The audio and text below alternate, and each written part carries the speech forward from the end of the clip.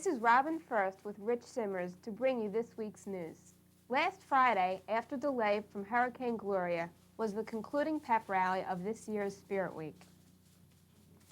Although the seniors were the traditional victors, a great time was enjoyed by all. The freshmen shone this year in the milk drinking contest with a first-place victory. Sophomore girls proved their strength in the tug of war. Junior jumpers were unbeatable in the jump rope competition. However, the seniors took first place in cougar relays, the boys tug of war, hall decorating, and the ever-so-popular pie-eating contest. Together, we proved again that East Spirit is number one. Congratulations to all the classes for a super week. Tomorrow will be the final round of the competition and selection of East's representative to compete in the Camden County Junior Miss Scholarship Program, which will be held on Saturday, November 28th. The process of selecting East's Junior Miss representative began on September 27th, when the applications were turned in. Since then, 2 elimination rounds have been held. Congratulations to all the girls that have been chosen in the first round. When East's representative is selected, she will compete with representatives from all the other high schools in Camden County. The areas of judging are scholastic ability, creative and performing arts, physical fitness, poise and appearance, and a judge's interview. How would you like to win a $14,000 scholarship? That's first prize in the 39th Annual Voice of Democracy Scholarship Program. Any sophomore, junior, or senior with a U.S. citizenship can enter by writing and recording a 3 to 5 minute script on this year's theme, which is New Horizons for American Youth. State winners will receive an all-expense-paid trip to Washington, D.C., where they will spend 5 days visiting and seeing the sights of our nation's capital. See Mrs. Carpenter in DO 44 for more information. East is full of special people and superstars in every area, from sports to academics to drama. However, this evening, EastCast would like to recognize one particular star from East, J.D. Weinroth, or in a professional sense, J.D. Roth. J.D. has been active in drama since he was very young. He can be seen on several commercials and has appeared on Star Search. We are very proud and excited to bring you a few moments from his TV performance last Wednesday in The Equalizer. Yeah, I want money. Give him money. Why don't we all give money? Come on, give him the money, man. Dig deep now. Dig deep. All right, it's the all right. All right. Hey, come on, come on. We're going to party tonight, man. Come on, ETO. What are you going to do now? No, I don't think so. Hit him. Let me go, man. Say, please. Please. I can't hear you. Come on. Please. I can't hear you, yo. Hit him. Please.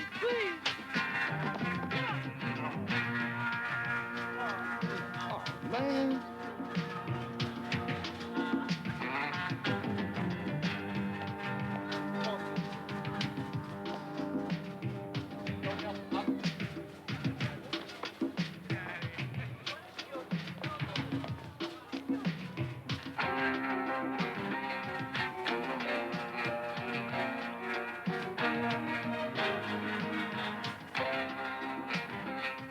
Tomorrow, Channel B15 will show a college-bound program at 7 o'clock, followed by an SAT Verbal 2 at 7:30 and SAT Math Lesson 3 at 8:30 p.m.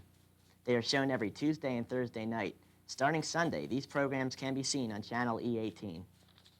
One more police story? Will Hollywood Beat stay on the air?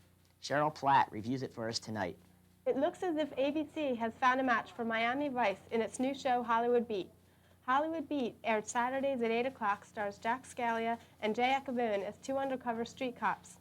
Scalia, who most recently starred in the NBC show Berringers, and Ackerboon, a newcomer to the screen, portray their characters Nick and Rado with much charisma and style. The 2 detectives work among the street people and lower-class citizens on the streets of Hollywood, California, in order to bust drug rings, mobsters, and murderers. These crime fighters employ a style all their own as they go after these criminals in wild disguises. For instance, the first episode's with a rather large woman getting in an argument with a man. Later, we find out that these people are actually Nick and Rado, trying to create a diversion in order to stop 2 robbers. Throughout this episode, Nick and Rado use a variety of other costumes in order to track down a murderer who's killing people in the street. This show provides suspense, action, wit, and humor without being overly violent. I think Hollywood Beat has the potential to become a great success, and it faces hardly any competition from Gimme a Break, Facts of Life, and Airwolf. So if you want to see a real quality show, watch Hollywood Beat on ABC, Saturdays at 8 o'clock. This has been Cheryl Platt for EastCast. In sports, both girls' soccer teams, JV and varsity, have really been looking fantastic. Last week, Wednesday and Thursday, they improved their records by defeating both Edgewood and Camden. During the Edgewood game, the varsity recorded its third straight shutout, and Michelle Kavenko recorded her third straight win in the net. Scoring were Marge Kresminski with 2 goals, Erin Halpin with 1, and Kathy Kunkel also with 1. Kunkel and Wendy Young both had assists. The JV, in the same East spirit, triumphed with a 12-0 win. Cheryl Haradsky scored a powerful 4 times, while Jenny Ford also was instrumental with 2 goals. Karen Haynes demonstrated outstanding defense. The JV team has scored 41 goals in 4 games while giving up only 1. Amazing. The Camden game brought the varsity squad a 10-0 victory. Kathy Kunkel led the scoring with 3 unassisted goals. Not far behind was Jody Schwartz with 2. Christy West, Maggie Sharin, Michelle Levin, Marge Kresminski, and Wendy Young each had 1. Jenny Rehoke recorded a no-save shutout. The JV squad matched the varsity's win with their 3-0 victory over West. Christine Sanyel recorded the shutout in goal. Cheryl Haradsky, Ina Lee, and Allison Bell delivered the 3 goals that gave East its first victory ever over West. The boys' cross-country team, running strong, placed 10th against 35 large schools at the Sure Meet Saturday. Superstars Brendan Hamilton and Mike Kresloff led the varsity, while JV was blessed with Vinnie Baum and Jason Rothenberg. Running for the freshmen were Alan Zapp, John Coe, Eric Schreier, and Evan Ringer. Congratulations to the entire team for a great meet. The boys' cross-country team dodged a couple of bullets last Tuesday by beating Highland 27-28 and Camden Catholic 24-31. The Cougars were led by Brandon Hamilton and Mike Kresloff. They were closely followed by Bob Angelito and Brian Weiss. The victories over Highland, Camden Catholic, and Pennsauken were secured when 5th runner Brian Whalen, who passed 3 runners in the last 100 yards of the race. The team record is now 8-0. The girls' cross-country team ran well and beat Pennsauken last Tuesday. Kathy Jacobs and Leanne Pike were the leading runners. Chris Dolan, Michelle Semitowski, and Sue Barra also ran well and secured the victory. The girls' record is now 4-1. Both the boys and the girls' cross-country teams will face Paul VI in Washington Township tomorrow at Gloucester County College at 4:30. The Cherry Hill East football team lost to Pennsauken 20-7. The Cougars' only touchdown came in the second quarter when they got the ball on Pensauken's own 32nd yard line. The quarterback, Cliff Foley, then hit on his next 4 passes. Foley's 4-yard strike to Eric Radville scored the touchdown. Dave Mitchell kicked in the extra point. Our girls' varsity field hockey team remains undefeated. They romped past both Washington Township and Pensauken last Wednesday and Friday. During the 1-0 Washington Township game, the varsity goalie Barbara Blauvelt recorded her 4th shutout in 4 games. Colleen Doyle scored the lone goal from a pass by Liza Fox. The JV team also defeated Washington Township. A single goal from Dina Camuzzi on a pass from Nicole Bush led to the 1-0 victory. On Friday, the varsity beat Pensauken 4-1, while JV rallied a 6-0 defeat. The varsity was led by excellent goaltending by Barbara Blauvelt and strong defense with Michelle Delvecchia, Nancy Petrowski, Siv Bidwell, and Chris Burke. Goals were scored by Susie Heisler, Caroline Kurz, Colleen Doyle, and Lisa Wood. Goals on the JV team were scored by Michelle Manuel, Daria Camuzzi, Mary Byrne, Nicole Bush, and birthday girl Krista Reddy. Shutouts were recorded by Heather McDevitt, Debbie Burke, and Lynn Colonna. That's all for tonight. Don't forget that EastCast will be seen on channel E18 starting next week. I'm Richard Simmers with Robin First. Have a good evening and stay tuned for the Beck Report, followed by a special from Joyce Kilmer School on their trip to Mount Misery. Good night, Ophelia. This is Channel B15, the Cherry Hill Public Schools television station.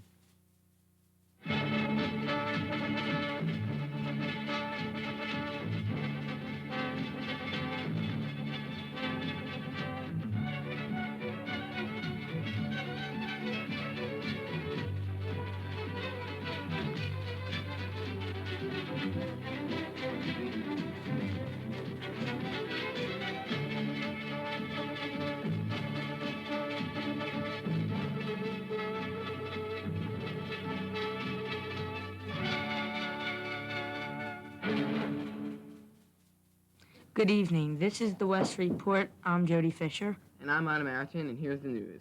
On Friday, October 4th, the third annual Mr. Cherry Hill West contest took place. It is one of the most popular functions in all of Cherry Hill West. Judgment is based on talent, swimsuit competitions, as well as formal wear.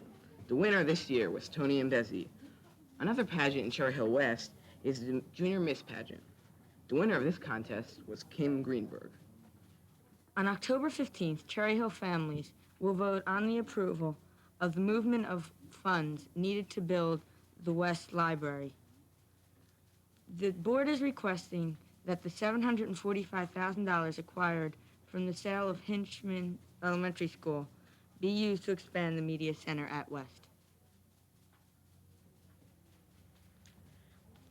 In sports, the Cherry Hill West varsity soccer team, spearheaded by the quality play of the Atkins brothers and the superb goaltending of Drew Malatsky, still playing for the injured Rob Morrison, had a 3-0 week with wins over Edgewood 1-0, Pennsauken 3-1, and Berlin Tech by the incredible score of 10-0.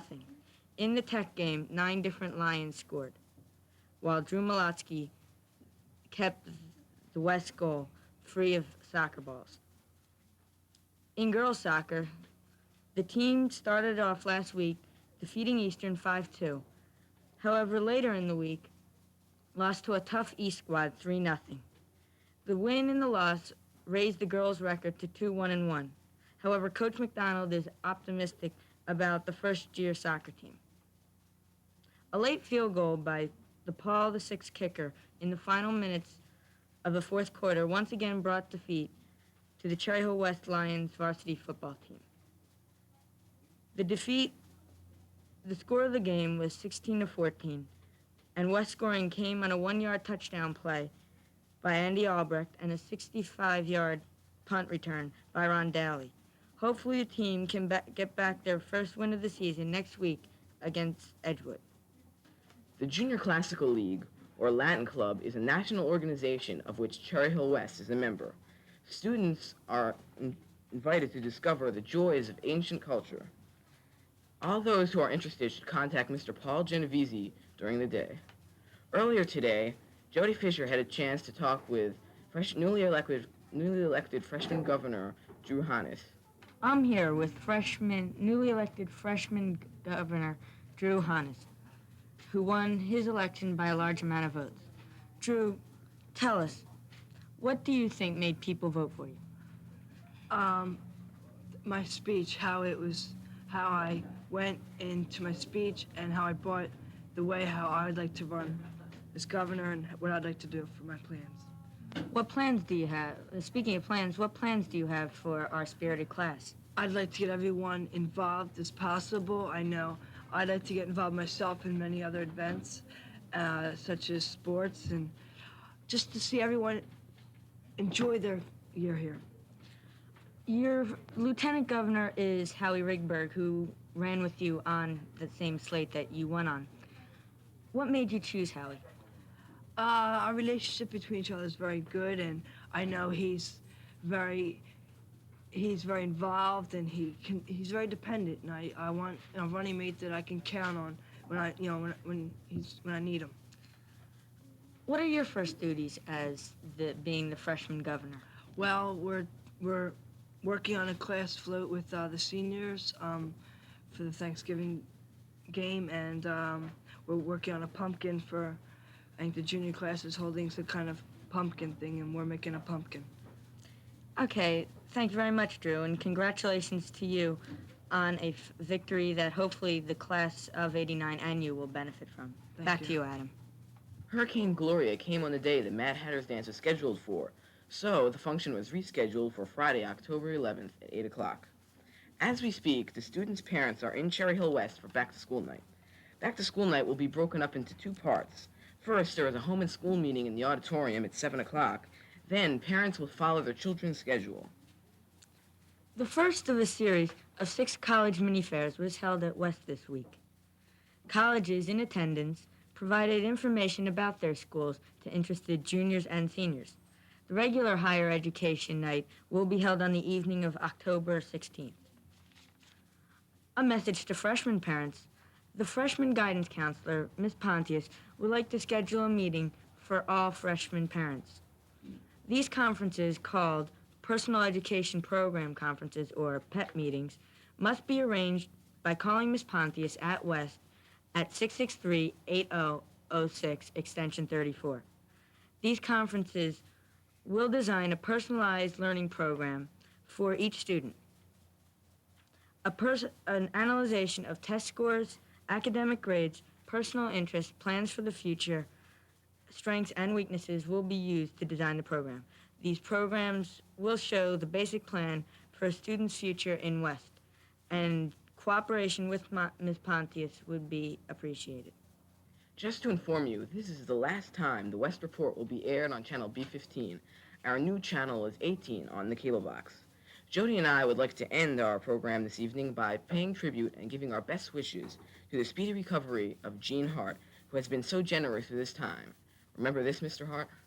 Okay, this is Gene Hart. Mr. Hart, how did you like tonight's performance of Bye Bye Birdie? Well, I'm a prejudiced viewer. You know, the daughter's in the shows. I thought she was extraordinary. The show was fine. It's always a pleasure to see teenagers do so well. I wish people were as kind to athletes as they are to performers in the theater. I didn't hear any boos tonight or any bad referee calls, but it was fun. Yes, well done, and Mr. Laurel deserves a lot of compliment.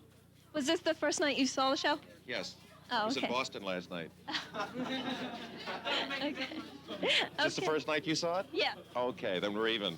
How did you like it? I thought it was very good. Good, we agree. Yeah, your daughter was very good. Okay, thank you. All right, Bobby and I will be back after this. This is Channel B15, your Cherry Hill Public Schools television station.